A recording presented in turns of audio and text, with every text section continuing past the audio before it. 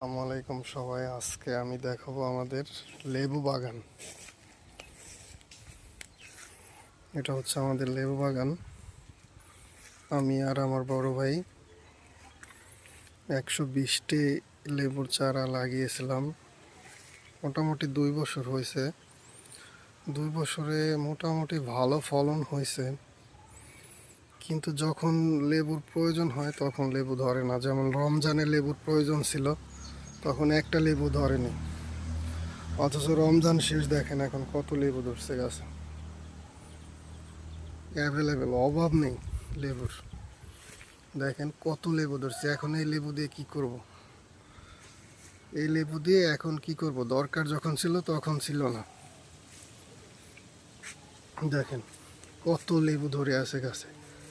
এই যে দেখেন, এই যে খেয়াল করে দেখেন সবাই, কত লেবু ধরে আছে। আমি আরো দেখাচ্ছি। এই যে দেখেন কত লেবু ধরে আছে।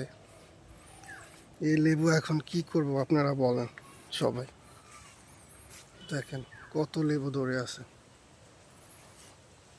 এই যে দেখেন প্রতিটা গাছে প্রায় 200-300 লেবু ধরে আছে। বোঝা যায় না, বাট কাছে এলে দেখা যায় যে কত লেবু ধরে আছে। তো আমি বলছি যে লেবু দিয়ে এখন কি করব? রমজানে লেবু এত দাম ছিল, এক হালি লেবুর দাম ছিল 120 টাকা।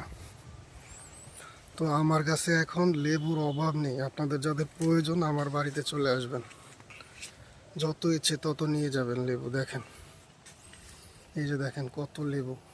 এত লেবু দিয়ে আমি কি করব? তো ভালো থাকবেন সবাই। সবাই আমার চ্যানেলটাকে সাবস্ক্রাইব করবেন এবং আমার পাশে থাকবেন। ধন্যবাদ।